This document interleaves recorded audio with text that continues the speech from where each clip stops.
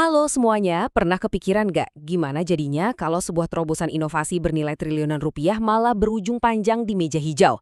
Nah, di ulasan kali ini kita bakal membedah tuntas sebuah topik yang lagi panas banget di Indonesia. Kita akan ngobrolin sebuah artikel opini yang tajam banget dari Elias Sumardi Dabur di indonesiana.id, judulnya Hukum yang Gagap Teknologi. Tujuan kita di sini simpel. Kita mau mengurai secara jernih dan objektif argumen-argumen seputar kasus dugaan korupsi pengadaan Chromebook yang bawa-bawa nama mantan Menteri Pendidikan Nadiem Makarim.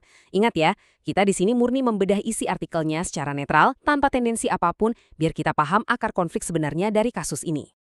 Oke, rute kita hari ini udah jelas ya. Kita bakal nyebrang di antara dua dunia yang sering bentrok, filosofi hukum dan ribetnya pengadaan IT.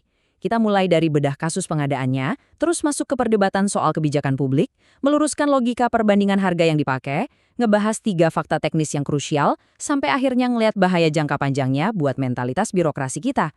Yuk langsung aja kita mulai. Bagian pertama, kasus pengadaan Chromebook Nadiem. Ini bukan sekedar isu hukum biasa loh. Ini tuh kayak panggung yang mempertontonkan tabrakan hebat antara cepatnya laju inovasi teknologi sama kakunya birokrasi tradisional kita. 1,98 triliun rupiah. Gila kan? Itu dia angka dugaan kerugian negara yang dilempar sama penuntut umum. Sebagai warga negara dan pembayar pajak, dengar angka segede itu pasti bikin kita langsung melotot. Tapi tunggu dulu, penulis artikel ini punya argumen kuat kalau di balik angka fantastis itu ada narasi yang jauh lebih gede yang lagi dipertaruhkan. Buat dia, kasus ini tuh bukan cuma soal duit, tapi soal nasib dan masa depan disrupsi digital di Indonesia secara keseluruhan. Nah, penulisnya menyoroti satu hal yang menarik banget nih. Waktu Nadiem Makarim masuk ke pemerintahan, dia bawa yang namanya DNA Tech Entrepreneur. Maksudnya apa sih? Gini, di dunia teknologi, prioritas utamanya itu kan kecepatan eksekusi dan bikin impact nyata. Masalahnya, ritme kerja yang serba ngebut ini sering banget nabrak tembok tebal yang namanya prosedur birokrasi Indonesia dan ujung-ujungnya dikonstruksikan sebagai pelanggaran. Jadi pertanyaannya, ini beneran kriminalisasi terhadap inovasi atau murni cuma pelanggaran administratif aja? Lensa inilah yang dipakai sang penulis buat ngajak kita mikir. Masuk ke bagian kedua, kebijakan publik bukanlah pidana. Biar makin paham, benturan yang terjadi, artikel ini ngajak kita flashback sebentar ke beberapa presiden hukum penting di negeri ini. Yuk kita bedah istilah hukumnya pelan-pelan. Penulis itu ngebandingin situasi ini sama polemik yang dulu pernah menimpa Dahlan Iskan atau Karen Agustiawan.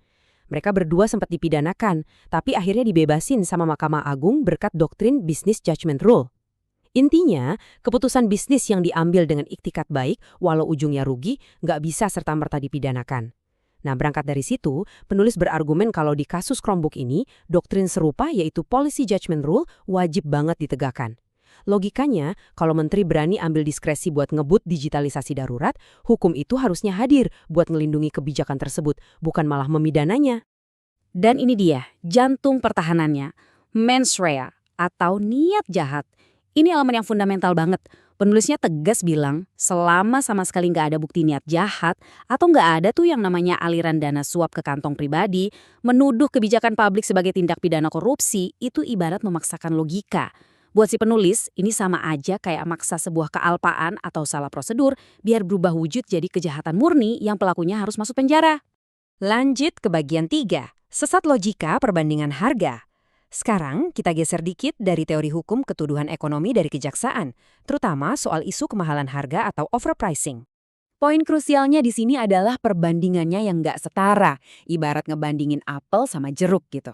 Artikel ini mencatat, penuntut umum ngitung kerugian dengan cara ngebandingin harga Chromebook kosongan yang dijual bebas di marketplace eceran sama Chromebook spesifikasi khusus buat pemerintah. Padahal, pengadaan buat sekolah ini kan mencakup ekosistem keamanan utuh berskala nasional. Penulis nyebut kalau dasar perbandingan ini benar-benar rapuh, cacat logika dan menyesatkan banget. Sayangnya pendekatan kayak gini diklaim sering terjadi di penanganan kasus pengadaan di Indonesia. Masuk ke bagian 4, 3 fakta teknis Chromebook. Emangnya kenapa perbandingan tadi dibilang menyesatkan? Nah, sumber materi kita menyoroti 3 fakta teknis esensial yang seolah luput dari perhitungan. Kita urai satu-satu ya. Fakta pertama itu soal CEU atau Chrome Education Upgrade. Ini penting banget buat dipahami. Pemerintah tuh nggak cuma ngeborong laptop polos dalam bentuk fisik doang. Mereka tuh sebenarnya lagi beli sebuah sistem lisensi manajemen keamanan terpusat. Bayangin deh buat kita yang peduli sama keamanan anak-anak pas lagi online, sistem ini vital banget. Dengan ini, negara atau sekolah bisa mantau pergerakan aset dan ngeblokir konten negatif dari jarak jauh. Jadi, kalau disederhanakan dan disamain sama laptop eceran biasa, itu pengabaian teknis yang sangat fatal. Hal tersebut nyambung banget sama fakta kedua, yaitu TCO atau Total Cost of Ownership. Penulis ngasih argumen kuat, pengadaan skala raksasa ini tuh bukan sistem beli putus hardware lalu kelar. Kalau ditarik ke jangka panjang, ekosistem Chromebook dinilai jauh lebih efisien. Kenapa? Karena sistem ini nggak butuh bayar lisensi antivirus tambahan tiap tahun. Dan biaya pemeliharaannya diklaim jauh lebih murah dibanding laptop Windows konvensional. Pendek kata, penegak hukum tuh cuma ngelihat harga beli awal di depan mata, padahal sejatinya pemerintah lagi investasi di sistem jangka panjang yang jatuhnya malah lebih hemat. Fakta teknis ketiga ini nyentuh soal kebanggaan industri lokal kita, yaitu masalah TKDN. Pengadaan ini secara nyata ngelibatin pabrikan lokal yang fasilitasnya beneran ada. Sebut aja Advan, Axio, sampai Zyrex. Mereka bukan perusahaan cangkang fiktif loh. Penulis dengan tegas ngingetin kalau kita terus-terusan ngebandingin harga produk rakitan lokal yang lagi ngos-ngosan ngebangun kemandirian teknologi sama produk impor massal yang harganya banting-bantingan, itu justru bakal ngebunuh kemandirian industri IT dalam negeri kita sendiri dari akarnya. Oke, kita sampai di bagian terakhir, ancaman lahirnya birokrasi pengecut. Kalau kita mundur selangkah dari urusan teknis IT dan istilah hukum tadi, apa sih sebenarnya dampak sosial jangka panjang yang amat dikhawatirkan sama penulis artikel ini? Coba dengerin baik-baik peringatan keras ini. Jika setiap pejabat publik yang mencoba melakukan terobosan teknis harus berakhir di pengadilan karena selisih hitungan harga pasar yang semu, maka birokrasi Indonesia akan kembali ke zaman batu. Penulis benar-benar memperingatkan, kalau konstruksi hukum kayak gini dibiarkan, kita cuma bakal ngelahirin birokrasi pengecut. Pemimpin-pemimpin strategis di masa depan bakal milih cari aman, diam 1000 bahasa, daripada ambil risiko di penjara cuma gara-gara berani melakukan inovasi. Jadi kesimpulannya gini, menurut sumber kita, pengadilan itu harusnya bisa jadi benteng kewarasan terakhir.